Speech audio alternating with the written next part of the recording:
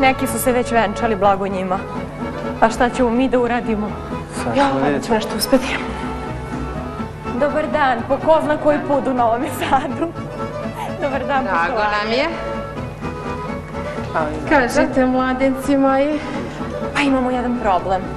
Zašto? Joj, nemamo neki pečat koji je potreban da bi se njih dvoje venčali. Sad vi pogledajte da li vi možete da nam pomognete ili ćemo ostati bez obavljenog zadatka. Ako moramo u sud, to je komplikovano, jer je subota.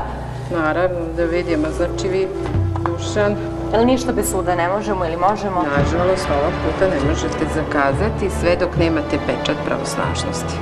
Znači, sa ovom presudom idete u sud, oni vam stavljaju pečat. Koji za vikend naravno ne radi. Ne radi, niko ne radi. Samo mi radimo. Pa da, dežurni matičari, televizija i tako dalje. A nažalost ne možete. Neko mora biti prvi. Misliš, ko nije obavio Neko mora probiti led. Ali to nas ništa ne sprečava da se mi dobro provedemo. Do isteka 48 sati. Šta da radimo? S papirom ili bez? Zadatak nije ispunjen, vas dvoje se nećete sutra venčati. Dobro. Šta ćemo da radimo? Žurka. Volećemo se i dalje sad. Žurka manje više. Vama hvala u svakom slučaju što ste nas sačekali. Ne žao, ali je tako. Znači, sve dok nemate taj pečat, ne može se prihvatiti novo zakazivanje venčanja. Zadatak definitivno nije ispunjen. Prvi mladenci koji se neće venčati u emisiji 48 sati svadba, jer nemamo potrebnu dokumentaciju. A šta ćemo raditi?